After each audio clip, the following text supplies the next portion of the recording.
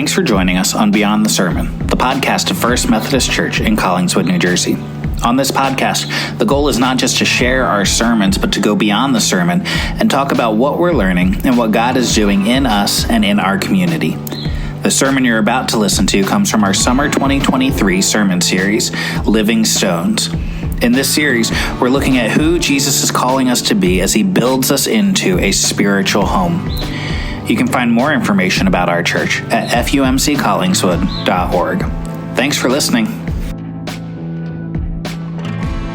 All right, well, I can remember back in my younger and more foolish days, driving to my summer job when I was in college, and I'd be driving in that, standard transmission car that my family owned that they let me drive around, and I'd have the stick shift in one hand and a Wawa Sizzly in another hand and a cup of coffee sitting between my knees because that car, of course, didn't have any cup holders, and another hand on the steering wheel, and if you're counting, that's 3 hands, and I've only got 2.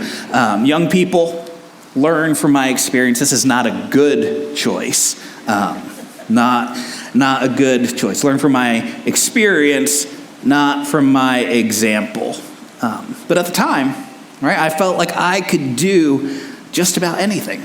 And sometimes I could do all those things at the same time.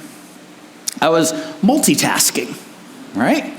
Or so I thought. Really, I was just bad at time management.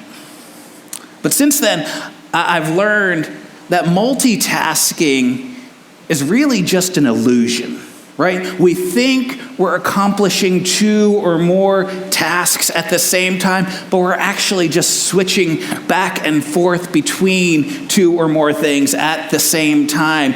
We're still only doing one thing at a time. And research has shown us that multitasking comes at a cost, right? They call it the switch cost. And that switch cost is the energy that's required to shift our focus from one activity to another. And the result of this compounded switch cost is seen in a decreased focus and ultimately decreased productivity. So the very goal that we are trying to reach through our multitasking, right, increased productivity, the ability to get more done in less time, is not just realized, there's actually a diminishment of what we're able to get done. All that to say, in the church that Jesus is building us into, I want to call us to multitask, even though it may not make sense all the time. I believe, though, that in Nehemiah, I've got a biblical precedent to do so, a biblical precedent for this call to multitasking. So by way of introduction, before I read our scripture passage, let me give you a little bit of the context for the passage that we're about to read. Okay? At this time, the Israelites are in exile because they have failed to faithfully follow God, right? They've tried to split their attention between God and the gods of the people around them. So first, the 10 northern tribes are taken into exile by the Assyrians, and then Judah and Benjamin, the 2 southern tribes, they're taken into exile in Babylon. Now Persia was the world power. And some of those Jewish people who had been taken into exile, including a guy named Nehemiah, they find themselves in the capital city of Persia, a city called Susa. And at the start of the book of Nehemiah gets a report from some people who had come all the way to Susa from Jerusalem.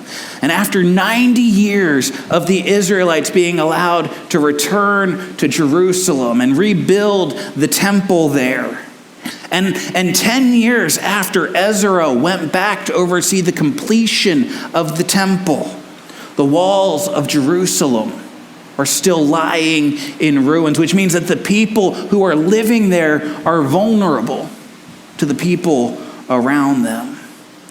And so one day, while Nehemiah is at work, King Artaxerxes notices that there's something not quite right with Nehemiah. When he looks at his cupbearer Nehemiah, he seems a little depressed.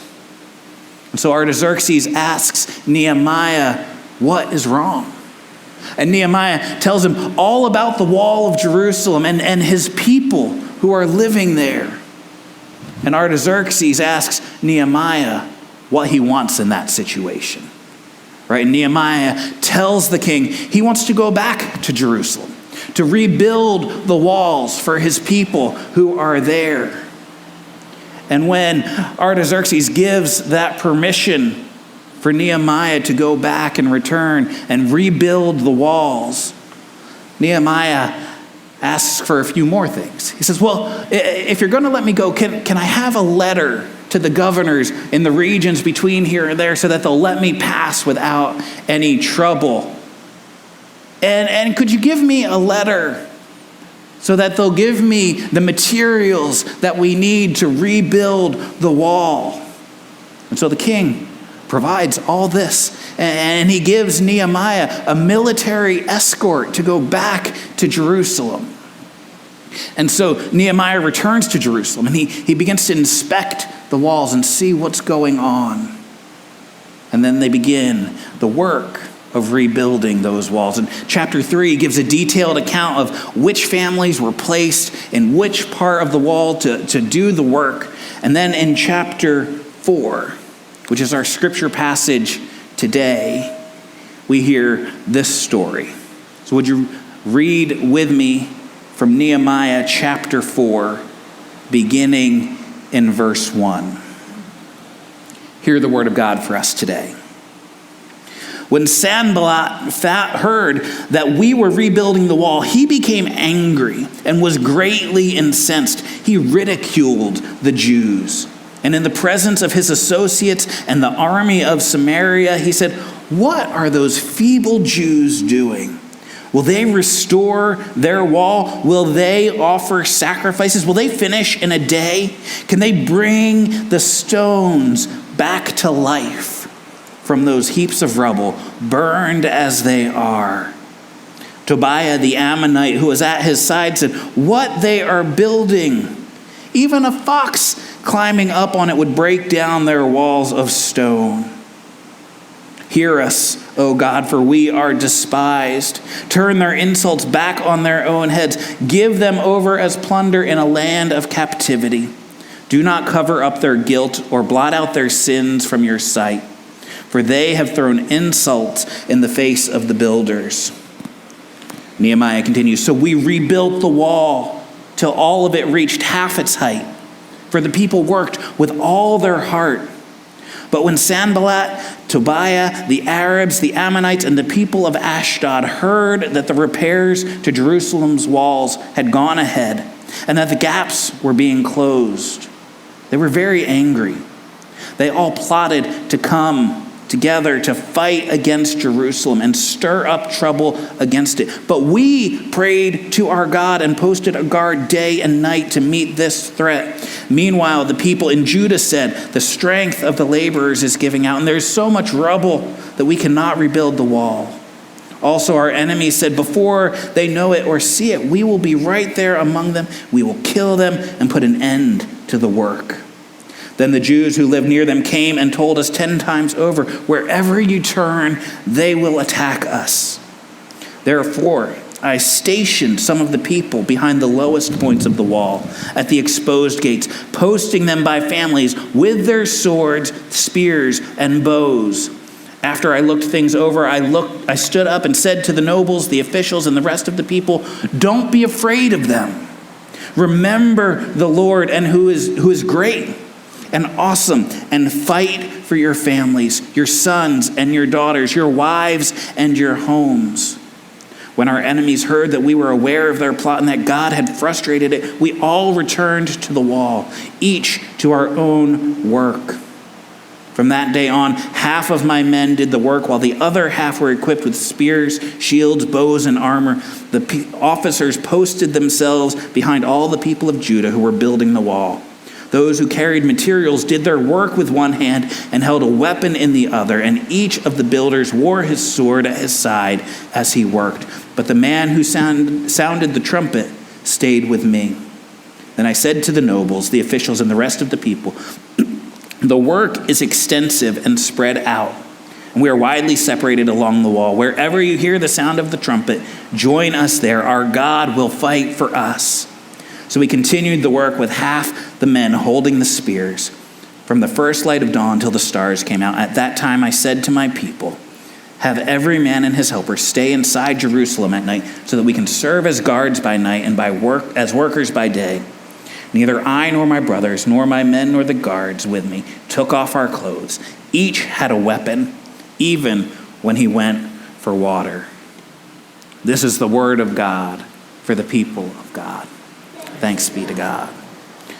Jeremy, you're welcome that I didn't make you read all that. Long story short, right? Because I couldn't figure out where to cut that passage down. Long story short, when Nehemiah leads the people to begin rebuilding the wall, there are some people who don't like it. These people are the regional leaders who felt threatened by the idea of Israelite influence returning to that area. Sanballat was the governor of Samaria, which was the area that previously the 10 tribes had lived in. Tobiah was the governor of Ammon, and Geshem was an Arab leader. So these foreign leaders begin to mock the work that Nehemiah and his people are doing, their work on the wall. But when they realize that their derision isn't dissuading the people from their work, they take things up another notch and they plan to attack Jerusalem. And at this point, the people become a bit discouraged in their work. And can you blame them? They're under constant threat of attack as they try to build the wall. So Nehemiah posts guards among the builders. Half the men building, half the men standing watch, armed with weapons, ready to go. Even those carrying building materials, it says carried material in one hand and a weapon in the other. And because of the context that Nehemiah and the people of Israel found themselves in, they had to multitask, right? They had one eye on the work that they were doing to protect their people in the future, right? They were building the wall, but they had one eye on protecting the people from the present threat of attack. And this is where I see the connection between the story we read here in Nehemiah chapter 4 and the church that God is calling us to become.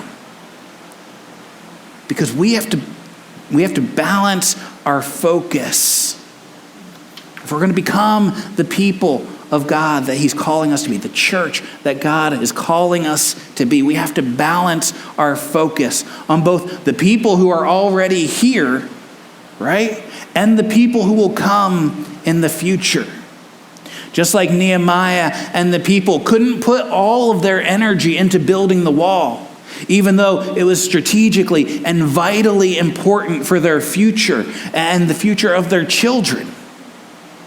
They also couldn't put all of their energy into protecting the people who were already there at that time. Because if they had done that, they would have gotten stuck in a mode of self-protection, right? And the wall never would have been finished. They had to do both. They had to build and protect. They had to multitask. I believe the same is true for us as a church, right? We're not called just to focus on the people who are already here. But we also can't get so focused on the people who are still outside the church or the generations that are coming behind us that we ignore the people that God has already given to us. We need to multitask and hold both of these realities in balance in order to be the kind of church that Jesus wants us to be. We spoke a couple weeks ago about being driven by relationship, right? In the way we structure our life together and how we prioritize, how we're going to spend and give the time that's been given to us.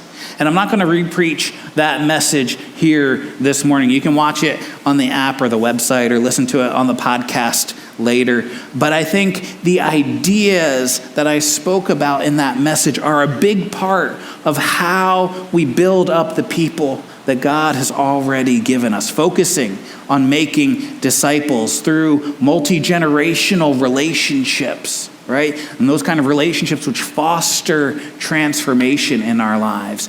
And also how we bring in people who are outside the church by loving them to Jesus.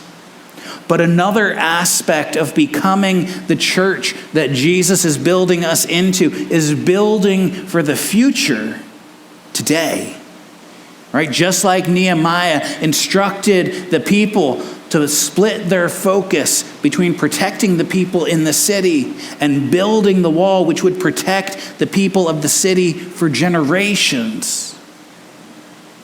So how do we do all that? I want to suggest 3 things that we can do as a church to build for the future today, to join the work that God is calling us to do, to become the church He's building us into.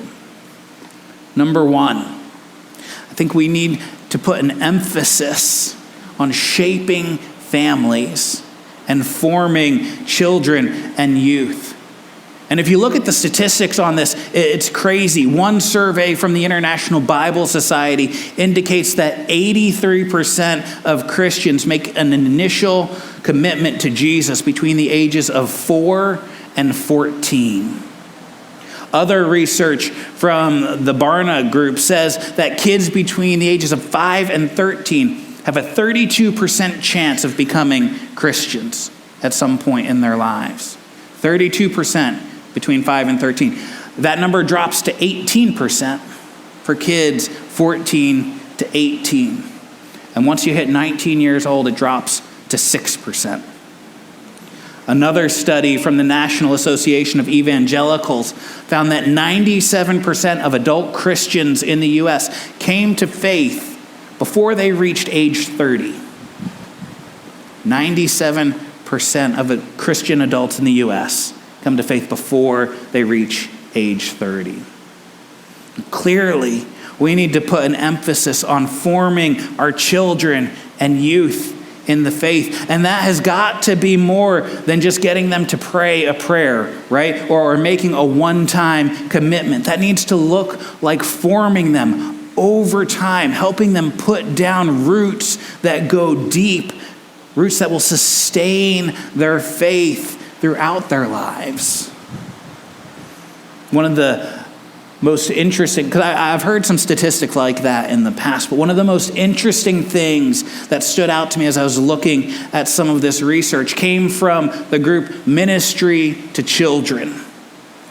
Now, to be completely transparent, when I pulled up that study on that website, I expected it to say the number one most important thing for kids coming to faith is children's ministry.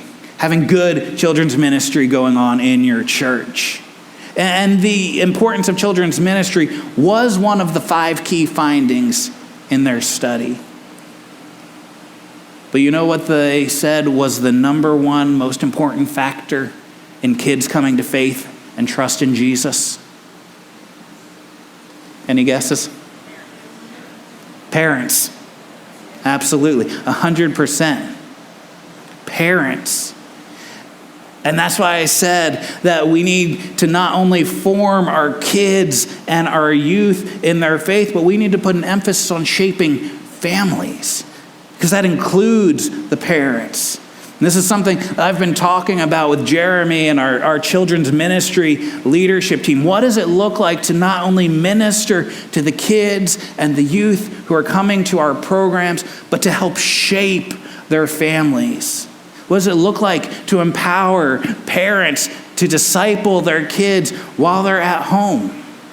To to model and have meaningful conversations about our faith together.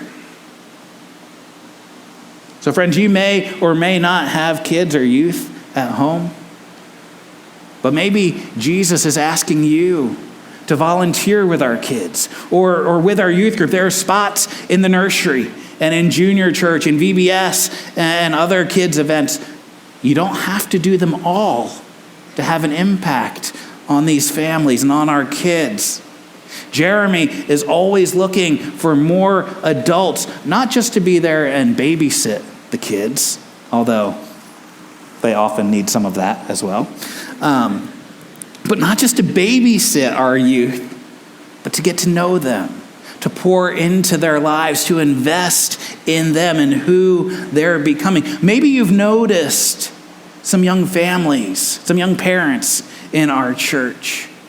And Jesus is asking you to invite them over for dinner, to come alongside them the way someone came alongside you at that stage of life, to build for the future today. We need to emphasize shaping families and forming our kids and youth in the faith. But number two, I think to build for the future today, we need to empower the young leaders we have to lead.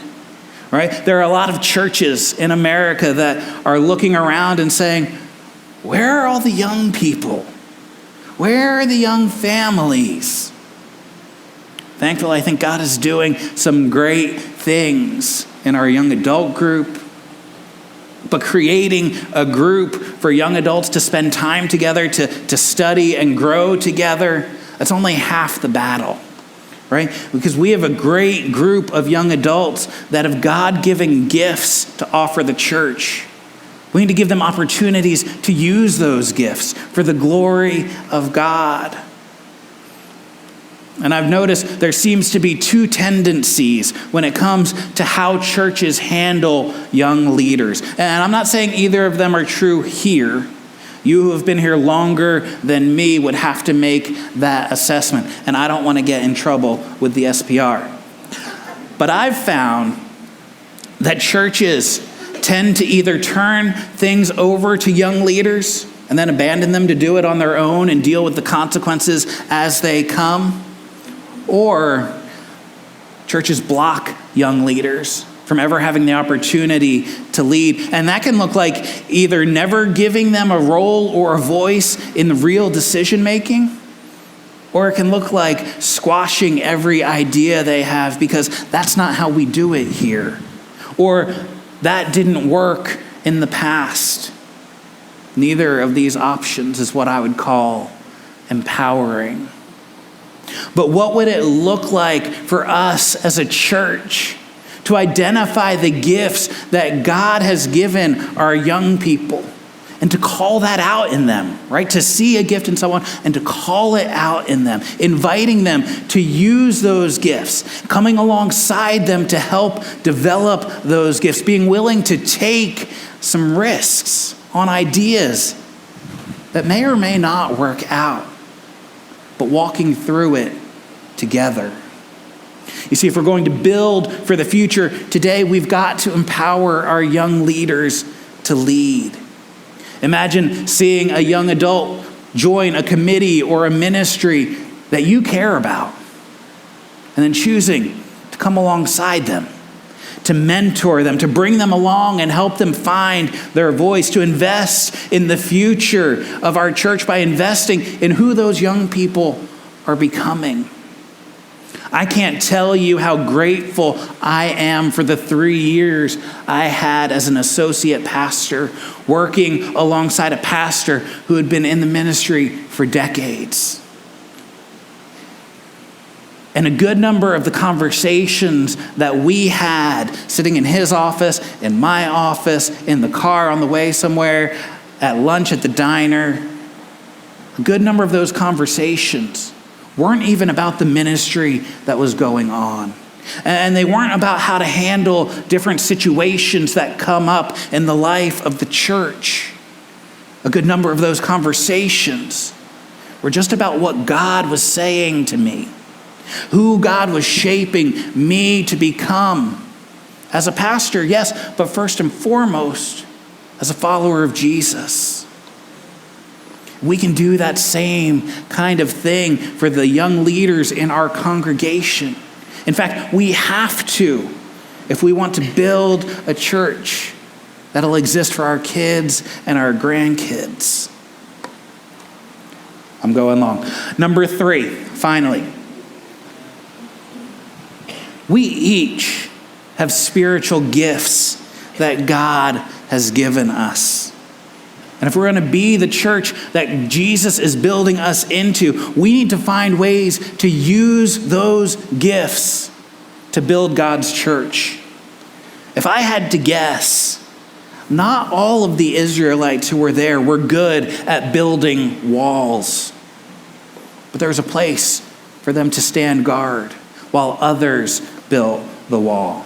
While we were in Mexico, we were part of building some Sunday school classrooms on top of the parsonage. But I hope you haven't gotten any grand ideas about the work that we did while we were in Mexico, because our team did very little of the actual skilled work of constructing a building, right? The work we did was carrying buckets of dirt and mixing cement with shovels, right? Picking up used materials that they were done with that were just getting in the way. They weren't glamorous jobs, but they allowed others to operate in the areas where they had been gifted and where God had skilled them. And we need that in the church. Each person operating in the areas that God has gifted them so that the body functions properly. It's not enough, right, to get all the right people on the bus. We want to make sure we get each person in the right seat on the bus so that we can live and minister in the gifting that God has given us. All for the glory of God and what He wants to do. Friends, if we're going to become the church that Jesus is calling us to be, the church He is building, we need to multitask. We need to build the wall while we protect the city. We need to build for the future today. And I think at a minimum that has to look like shaping our families and forming our kids and youth. It needs to look like empowering our young leaders to lead in meaningful ways. And it needs to mean helping each other to identify our spiritual gifts, to see something in someone else and call it out of them and help them get to a place where they can put it into practice for the glory of God and for the sake of what He wants to do in our congregation and around the world.